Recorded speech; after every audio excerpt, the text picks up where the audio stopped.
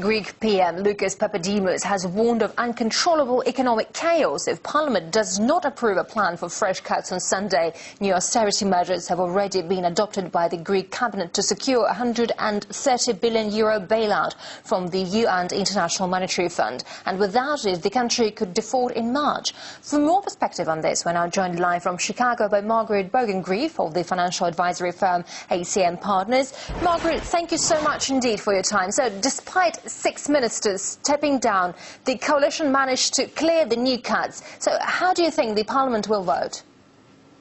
Well, in my opinion, I think the Parliament will ultimately pass this, and here's why. Frankly, it's politically untenable if they don't.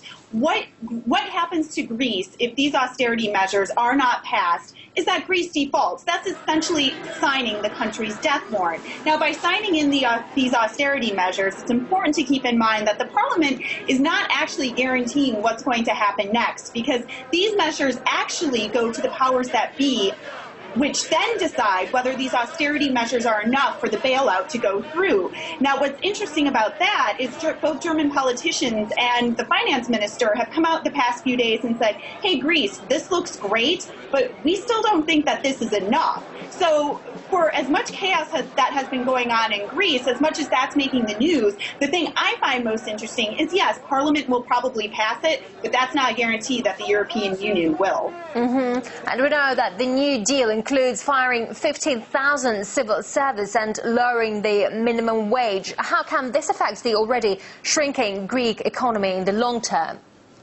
Well, what I think is interesting about this is, firstly, like you said, a decrease in 15,000 public sector jobs, a 22% decrease in minimum wage. I think what you're first going to see, much like Greek economists have been saying, is a shrink in the economy of 4 to 5% this year. Think about what that means for a country already on the brink of, social, not necessarily collapse, but definitely instability and economic, not ruin, but certainly, it's certainly not growing and things certainly aren't getting better. A decrease of 4 to 5% of growth combined with austerity measures, combined with the political pressures of the European Union, will definitely disrupt Greece significantly in 2012. And even the former Greek leader, George Papandreou, has admitted that austerity was the only way forward for Greece, despite the crisis costing him his post. And the current Prime Minister, Papadimos, has been warning of chaos in case Greece is forced to default. So what options does Greece really have? Here's what I think is interesting. I get asked this question a lot. What's the third option? What's the magic policy bullet? There is none. Greece is either going to commit to austerity measures, which I and many economists argue still is not enough to guarantee that Greece won't default, or it will default just sooner rather than later. A lot of people are talking about disorderly default. I don't think the European Union nor Greece is going to allow that to occur. But frankly, I think the markets have been fooling themselves the last 6 months by thinking that there's a better or third option. And I think finally what's really interesting is we keep talking about this March deadline. Greece is going to default by March. I don't know, or, they won't should they commit to these austerity measures. I don't think March is necessarily a hard and fast deadline, but I do think that indicates a systematic problem in the markets watching this. Something's going to come along, something's going to get better. It's just not. This could drag down for months and years if there's not a, stop put to it, which I think you're seeing Merkel trying to do right now. Yeah, and if Greece defaults and the Eurozone plunges into chaos, what could it mean for the rest of the world? So what would the global impact be?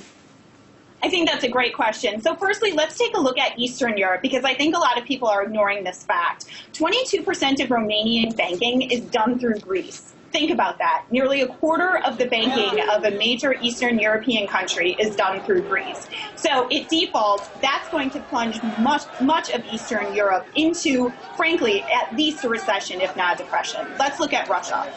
A Greek default, a shrinking European economy, that means lower consumption of gasoline and oil. Now, looking at Russia, things certainly are not stable as they stand. You see a decrease in consumption of energy, you see a decrease in prices, you see a decrease in living standard there, I think that instability continues to deepen. Let's take a look at the United States. Obviously, our import numbers are going to decrease significantly, putting a halt to any kind of growth we've been kidding ourselves that we have this year. We have an election coming up in 2012 in November. What does that mean for us? That will certainly affect here. And finally, let's look at China. Europe is China's largest trading partner. Right now, China is predicting more than 8% growth this year. Greece defaults, the European economies finally, and arguably they should have been for a while, contract. China's growth slows below 8%. They have a massive demographic problem as it stands. You look at that, you'll see a gross instability there as well. And I think what's really interesting about that is everyone's been turning to China as kind of a bright spot in all of this. I think that's going to prove to be false in the next 12 months. And also, just to remind our viewers, Eurozone countries were downgraded by 2 American ratings agencies in January. Do you think there is anything to the theory that U.S. interests are being served by these agencies, by them causing further damage to European economic prospects to benefit American business? Okay, so I have spoken pretty openly that I'm not a large proponent of the ratings agencies. They're private groups. I think there's a lot that they do that's not necessarily, I don't want to say above the board, but certainly not, economically pure. Here's the thing. Whether they did it to serve American interests or not, they just observed what's actually happening. Think about this. In March, Greece owes 14.1 billion euros. They can't pay their bills without this bailout. By any economic stretch of reason, that is not a healthy country. And more importantly, that's a country that deserves to be put on even more severe watch. So while I know I've heard a lot about, serving American business and economic interests, well, I don't necessarily agree with the platform it's coming from. I do agree with the general consensus. All right, Margaret Bogenrief of the financial advisory firm ACM Partners. Margaret, thank you so much indeed. It's appreciated.